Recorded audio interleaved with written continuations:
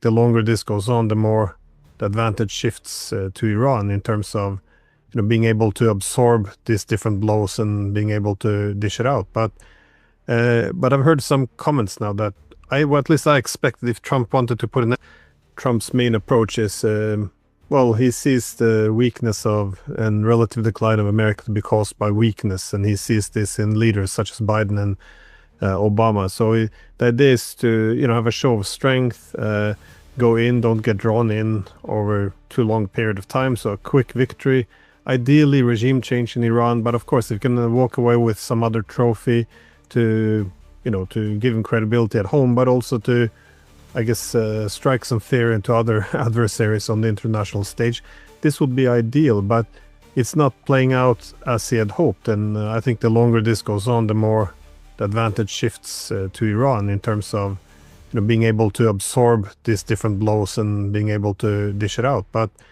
I've heard some comments now that well, at least I expected if Trump wanted to put an end to this, he would make statements that, well, the Iranians want to talk, they're coming to the table, there's something along the lines to make Well, he said that. He just said that, the Iranians want to talk, and they got, told to F off by the Iranians when the Italians brokered a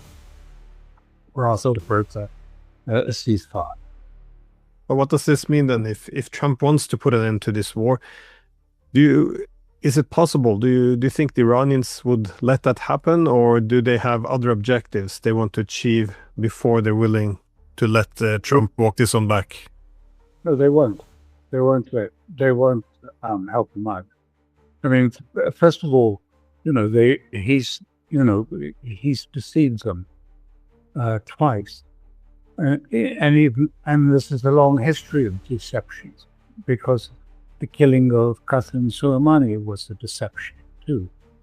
He was coming to, he'd been invited, being all set up, and of course the Americans knew about it, for a discussion about before died, and that very soon we will have a new coalition working with Israel, a new westernized Iran, and India, taking on all the radical Islamists from both Shia and Sunni.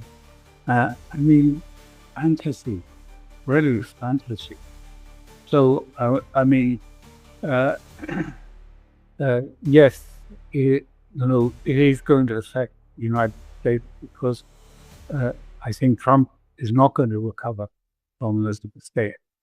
Even if he finds, I think it'll be very hard for him to find an exit, a quick exit, as he usually likes. Okay, I'll just say I'm out. The Iranians are not open to negotiation. The Iranians made that clear. No thanks. No negotiation. So he'll find it hard to get out.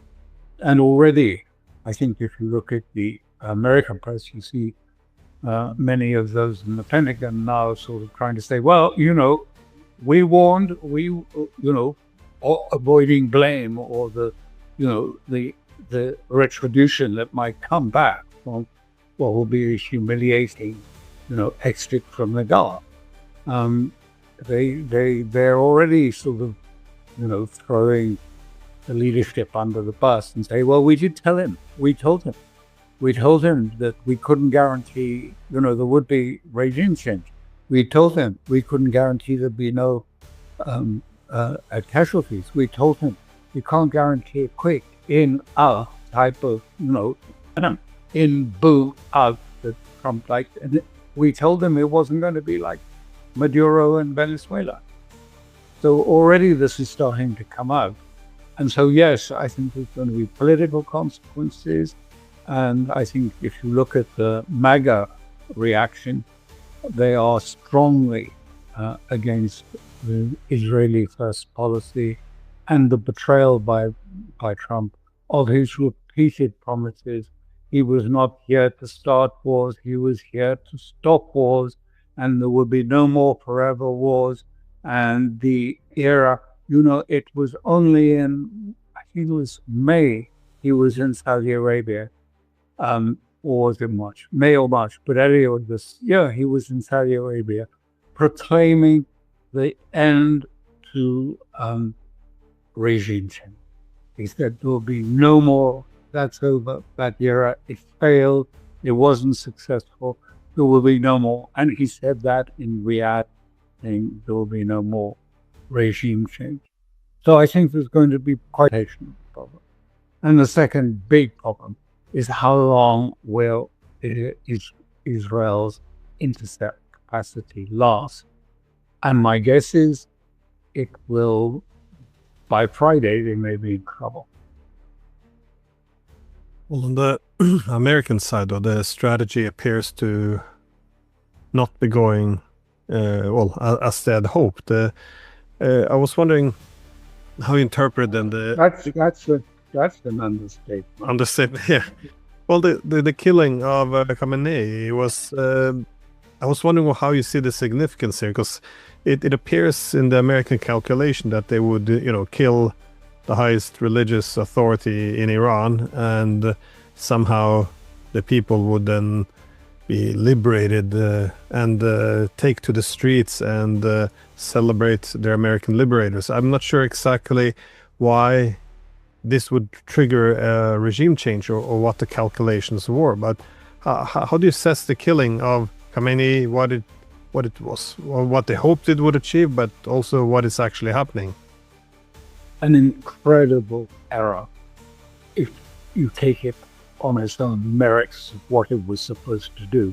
A complete error of judgment, which shows, how the heat cognitive dissonance of not understanding who he was or what he meant at all, and just seeing him in these sort of crude terms of Trump calling him and his colleagues thugs and murderers. And so what it has done, has two things. It started a firestorm around the region, a real firestorm around the region. I'm sure, been seeing. There will be massive protests over the weekend against the American embassy in Baghdad. The Green Zone is being stormed by protesters. There were protesters attacking the consulate in Pakistan.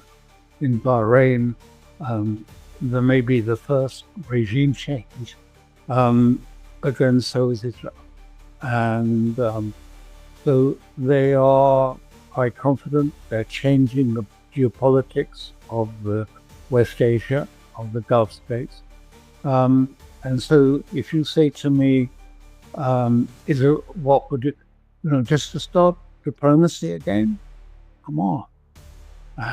They've been through this and twice, as they sat down with, or about to sit down with the Americans, they get attacked. I think, and this is going to have wider repercussions on Russia and the Ukraine talks. About, what is the point of talking with Trump? I'm not saying that won't happen, but I'm just saying it is going to make people reflect carefully about the whole approach there. What would they take? Well, I have no idea, and I'm not saying that on the basis of some, information I've got, but I would say anything less than a complete lifting of sanctions, tariffs, and the return of all the Iranian frozen funds in toto, all at once, now, they might consider